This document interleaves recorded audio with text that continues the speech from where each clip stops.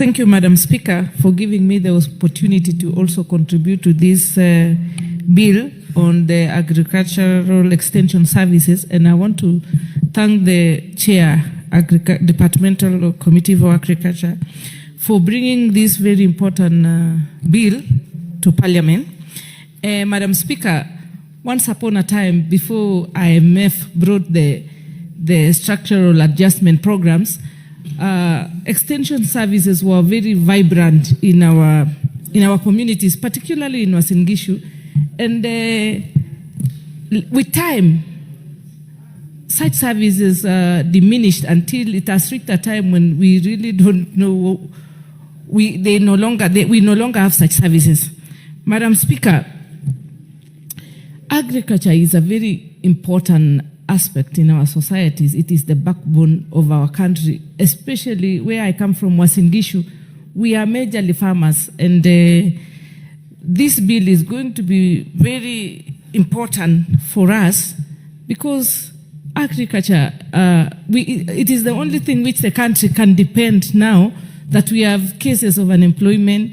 We have young people who just go to school, they graduate, they are at home, they don't access employment, yet we have vast land in Kenya. So that is an area which needs to be resourced, needs to be established, needs capacity so that we can at least get people going to the farms, get people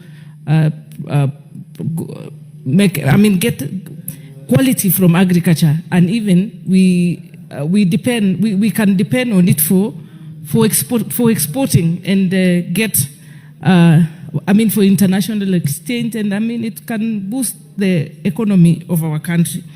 Madam Speaker, we have institutions of higher learning which premier in research. Case in point, Madam Speaker, is Egerton University. I know, and because I was once upon a time teaching in that institution, we have a lot of research which has been done in agriculture, and we have credible professors, and I can name a few, like Professor Kai, Professor Bebe, Professor Kimusto, who have pioneered in doing research in agriculture, and they've generated a lot of knowledge, and they've transferred that knowledge to young people. But Madam Speaker, there is a disconnect between the knowledge and the farmer. So eventually that information is just left in libraries, in archives, and maybe in publications as just theoretical papers, but nobody has translated that information to transform livelihoods, to transform our farms, to transform our farmers. So, Madam Speaker, I think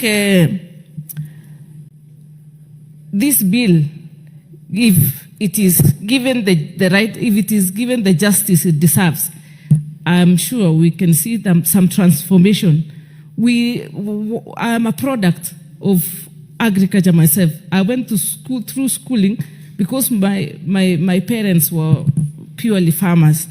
And we used to see people going around, getting information, giving advices to our parents, advising them on the best practices, advising them on what type of breeds of animals to keep, advising them on when there is a looming disease in the community, and they would prepare them. But unfortunately, those services kept on dwindling, and now I realize that it seems the government has not been employing extension services to extension experts to go and advise the farmers. So the farmers are being left at the mercy of quacks who masquerade as extension officers, and they charge them very exorbitant prices. And I believe this bill is going to cure such problems in our society so that we can get the best experts who are trained, who have the knowledge, who have the capacity, who can go and train the farmers in the language they understand, because it's not that all farmers are educated. If we get extension officers from different communities, they can train farmers, because like now, the Ministry of Agriculture is encouraging farmers, like in my community, to do all sorts of, to plant all sorts of crops, to keep all sorts of animals, but without the relevant knowledge, without the necessary knowledge to go about it. Like they are just sending seedlings, coffee seedlings. They are sending avocado seedlings. They are sending different breeds. They are sending. I mean, these farmers are just at the receiving end. They are always encouraged, and even we politicians, when we go there, we encourage them to diversify and plant different varieties of seeds, but from a layman's perspective. So I'm sure we are heading on the right directions, because now we will be able to get experts who are not just going to the field to train them, but mentor them and build capacity. And with time, agriculture will make meaningful, will transform our societies in a meaningful way.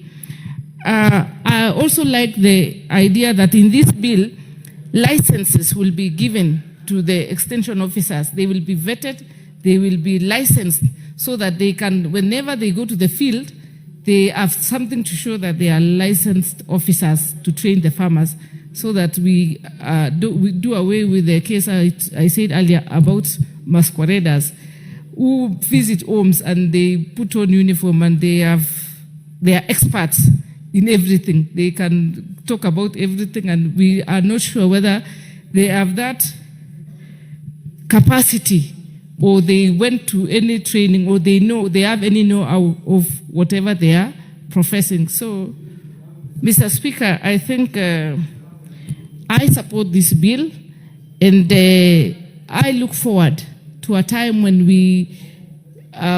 our farmers will be able to get support, they get knowledge, they get capacity. I even read that in the bill they will be well-resourced and given, they are given loans to carry out the farming practices. So I think it is a move in the right direction, and